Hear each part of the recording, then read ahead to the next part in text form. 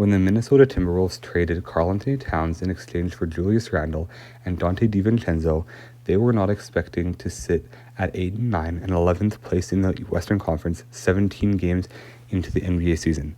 They just lost to the Houston Rockets in overtime and are now under 500 after being projected to be a top 3 team in the entire Western Conference and a NBA Finals contender going into this season.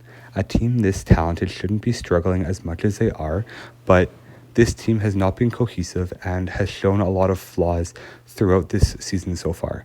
But Anthony Edwards has not been one of the problems, averaging 29 points a game on 42.6% shooting from the three-point line, which is by far the best of his career, and is also grabbing 5.5 rebounds per game. And he has looked like a top 5 player and a bona fide superstar in the NBA. So you cannot pin the Timberwolves' lack of success on him right now, but there are many other issues with this team. For one, Julius Randle does not fit the play style that they need out of a player of his caliber. And he's actually been a very good player for them and has had games where he's shown up big time and really carried them to a win and played well with Anthony Edwards. But at other times, he is not fitting the play style that they needed, and Karl-Anthony Towns did that often.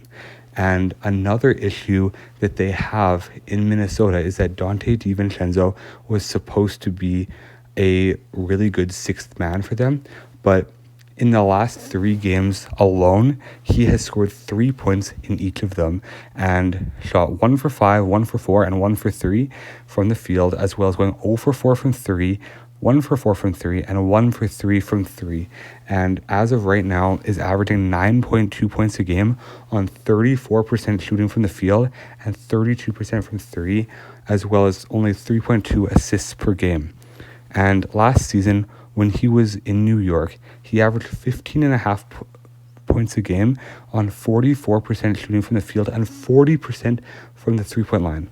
Over the last 3 years, he's been above average from the three-point line in every single one of them and has been a really good player off the bench for New York. But this season, he comes in and his points per game, field goal percentage, three-point percentage, rebounds, and defense have all dropped off a cliff, and he is borderline unplayable for Minnesota right now because he cannot get anything going on the offensive or defensive ends of the floor. And when he was a big part of the package that sent Karl-Anthony Towns away from your franchise, you were expecting him to play a huge part in a championship run this season, but he hasn't proved anything. And the 6.3 points per game drop off that he's had, as well as a 10% efficiency drop off, is very concerning going forwards because he hasn't even had very many games at all, if any, that have been, oh, there's light at the end of the tunnel kind of games. But he's just struggled the entire season, as well as having controversy before the season about playing style and whatnot going into the whole year. And another problem surrounding the Minnesota Timberwolves right now is the lack of team chemistry that is very apparent even on the floor. There have been times where Rudy Gobert is posted up and Julius Randle was bringing the ball up, but he didn't feed Gobert in the post when Gobert thought that he should have, and Gobert walked away and got a 3-second violation in the paint, and that cost them a possession in a tight game.